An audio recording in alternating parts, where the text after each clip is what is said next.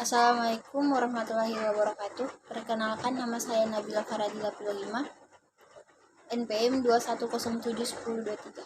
Saya akan menjelaskan pengertian kalimat efektif.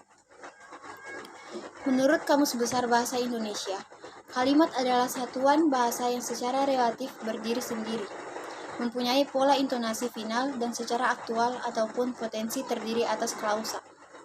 Sementara efektif dalam KBBI diartikan sebagai ada efek akibat pengaruh kesan.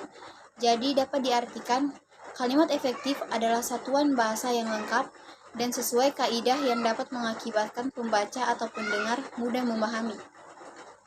Menurut buku-buku Membina, Memelihara, dan Menggunakan Bahasa Indonesia Secara Benar, karya Edi Suyanto, kalimat efektif adalah kalimat yang dapat mengungkapkan gagasan pemakainya secara tepat dan dapat dipahami oleh pendengar atau pembaca secara tepat pula. Kalimat efektif dan tidak efektif biasanya bisa dibedakan dari kaidah-kaidah dalam penyusunan kalimat. Jika itu kalimat efektif, maka harus memenuhi 1. Unsur-unsur penting yang harus dimiliki setiap kalimat. 2. Aturan-aturan tentang ejaan yang disempurnakan dan cara memilih kata dalam kalimat diksi. Ciri-ciri kalimat efektif. 1. Kesatuan dan kesepadanan. Kalimat efektif harus memiliki keseimbangan antara pikiran atau gagasan dengan struktur bahasa yang dipergunakan. Kesepadanan kalimat ini dapat dilihat dari struktur bahasa dalam mendukung gagasan atau konsep yang merupakan kepaduan pikiran.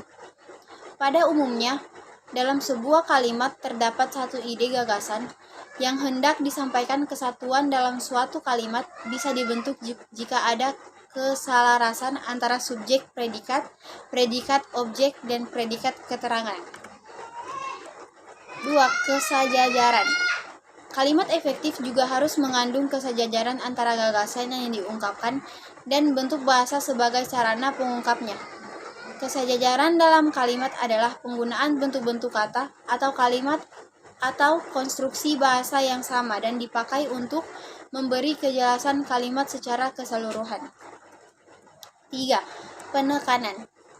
Setiap kalimat memiliki sebuah gagasan pokok yang ingin ditekankan atau ditonjolkan penulis untuk membaca atau pendengar.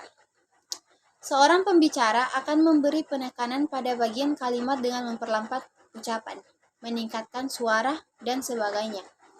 Penekanan dalam kalimat adalah upaya pemberi aksentuasi, pemusatan perhatian pada salah satu unsur atau bagian kalimat, agar unsur atau bagian kalimat yang diberi penegasan atau penekanan itu lebih mendapat perhatian dari pendengar atau pembaca. Dalam penulisan ada berbagai cara untuk memberi penekanan pada kalimat, antara lain dengan cara pemindahan letak, phrase, dan mengulangi kata-kata yang sama. 4. Hemat kata. Hemat dalam kalimat efektif maksudnya adalah kehematan dalam pemakaian kata, phrase, atau bentuk lainnya yang dianggap tidak perlu. Sebuah kata dikatakan hemat bukan karena jumlah katanya sedikit, melainkan menyangkut tentang gramatikal dan makna kata. Poin utamanya adalah seberapa banyaknya kata yang bermanfaat dan penting bagi pembaca atau pendengar. Untuk membuat kalimat efektif yang hemat, setidaknya hindari pengulangan subjek kalimat, hiponim, bentuk kata bersinonim, maka jamak yang ganda, pemakaian kata depan dari dan daripada. 5. Variasi struktur kalimat.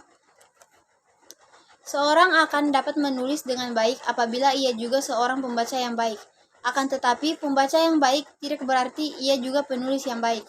Seorang penulis harus menyadari bahwa tulisan yang dibuatnya akan dibaca orang lain. Sebuah bacaan atau tulisan yang baik merupakan suatu komposisi yang dapat memikat pembacanya untuk terus membaca sampai selesai. Salah satu caranya adalah menggunakan variasi kalimat yang didapatkan dengan membaca dan memperkayai kata-kata. Baiklah, itulah materi dari saya. Sekian. Wabillahi taufiq wal hidayah. Wassalamualaikum warahmatullahi wabarakatuh.